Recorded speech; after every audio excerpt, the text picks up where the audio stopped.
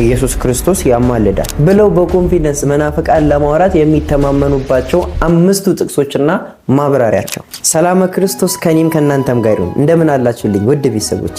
ዛሬ እስኪ እነዚህ መናፍቃን ክርስቶስ ያማልዳል ብሎ ለማውራት የሚያነሷቸውን እነዚህን አምስት ጥቅሶች ማለትም ሮሜ 8:34፣ ዕብራውያን 7:25፣ ጢሞቴዎስ 2:5፣ ዮሐንስ 14:16 እና ዮሐንስ 17:9 ላይ ያሉትን ኃይለ ቃሎች እያንዳንዳቸውን በአምስት ክፍሎች እያነሳን የምናብራራ ወይም የምንማማርበት ይሆናል። ይሄንን ማብራሪያ ብዙዎች እንደሚፈልጉት እርግጠኛ ነኝ፣ ምክንያቱም ብዙ ሰዎች በውስጥ መስመር እየጠየቁኝ ስለነበረ። ስለዚህ በጣም ወሳኝ ቪዲዮ ስለሆነ ብዙዎች ጋር መድረስ ይኖርበታልና የተለመደችውን 3 ሰከንድ ሰጣችኋለሁ። ቤቱን ፎሎ ከማድረግ ተነስታችሁ ላይክ፣ ሪፖስት፣ ሼር፣ ኮፒ ሊንክ አድርጋችሁ ተመለሱ።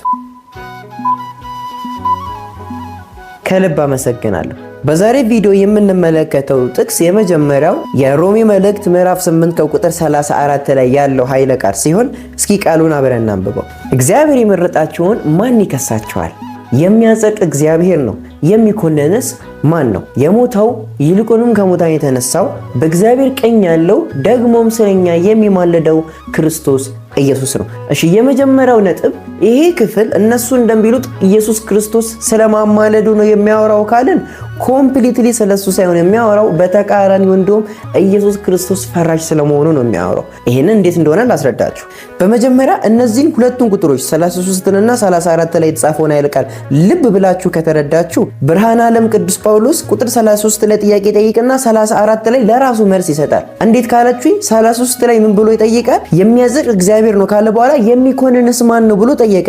መጀመሪያ የሚኮንንስ ማን ነው የሚለው ጥያቄ ምንድነው የሚለው እንረዳ። ይሄ መኮነን ወይም ኮነነ የሚለው ቃል ከግዕዙ መጽሐፍ ቅዱስ ቀጥታ ሳይተረጎም እንዳለው የተወሰደ ነው። ይሄንን የምትረዱት የግዕዙን ስታነቡት ምን ይላል?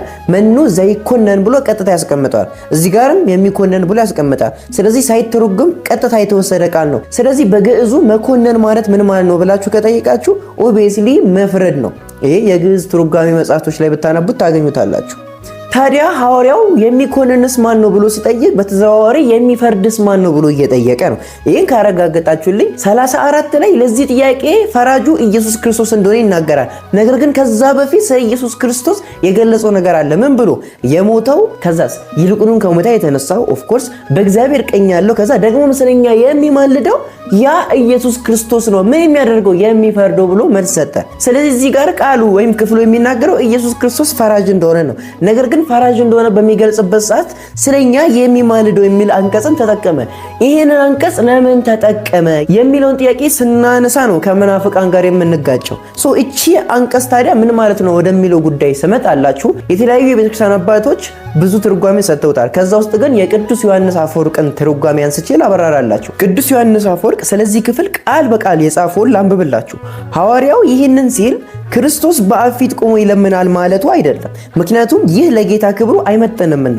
ነገር ግን መማለድ ሲል የክርስቶስን የሥጋ ማርጀት ወይም መያዝ ሥጋ መልበሱ ማለት ነው እና ለኛ ያለውን የማይለወጥ ፍቅር መግለጹ ነው። ግን ሲገልጸው በምን? ለኛ በሚገባ አማርኛ ገባችሁ? በወረደ አማርኛ ለኛ ሊገባ በሰውኛ አማርኛ መግለጹ ነው ይማልዳል የሚል ቃል የተጠቀመው ማለት ነው። ክርስቶስ እንደ ሰውነቱ መከራን ተቀብሎ አሁን በክብር በአብ ቀኝ መቀመጡ ለኛ ትልቅ መከላከያና ድል ነው። ምን ለማለት ፈልጎ መሰላችሁ? ኢየሱስ ክርስቶስ ወደዚህ ምድር መጥቶ 3 ዓመት ሙሉ ካስተማረ በኋላ በዛች በዕለተ ዓርብ ደሙን አፍስሶ ተፈጸመ ብሎ ወደ አብ ቀኝ በዛው እዚህ ምድር ላይ ሆኖ በለበሰው ሥጋ በዛው ሥጋ በአብ ቀኝ ተቀምጧል።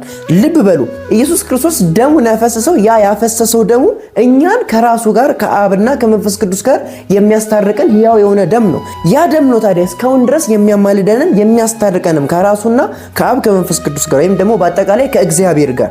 ስለዚህ ያ ደም ሕያው ሆኖ ትኩስ ሆኖ ለኛ የሚማልደው ኢየሱስ ክርስቶስ ለዘላለም ሕያው ሲሆን ነው። እሱ ደግሞ አሁንም ድረስ ለዘላለምም በአብ ቀኝ ሕያው ሆኖ ተቀምጧል። ስለዚህ ሐዋርያው ቅዱስ ጳውሎስ ይሄንን ለመግለጽ ነው ደግሞም ስለኛ የሚማልደው ብሎ ይችን አንቀጽ የተጠቀመው እንጂ ክርስቶስ አሁንም ለኛ ይለምናል ወይ ይማልዳል ለማለት አይደለም። ይማልዳል የምትል ከሆነስ ታዲያ ይላል ቅዱስ ዮሐንስ አፈወርቅ። ከዛው ከፍ ብላችሁ ስታነቡ መንፈስ ቅዱስ ለኛ እንደሚማልድ ይናገራል። በሌላ ቦታ ላይ ደግሞ አብም እንደሚማልድ ይናገራል።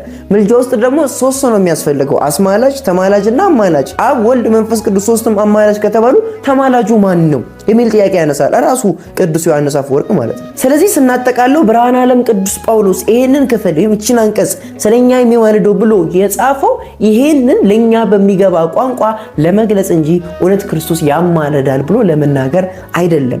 እንደተረዳችሁት ተስፋ አደርጋለሁ። እዚህ ጋር ማስተካከል ያለብኝ ነገር ካለ እቀበላለሁ።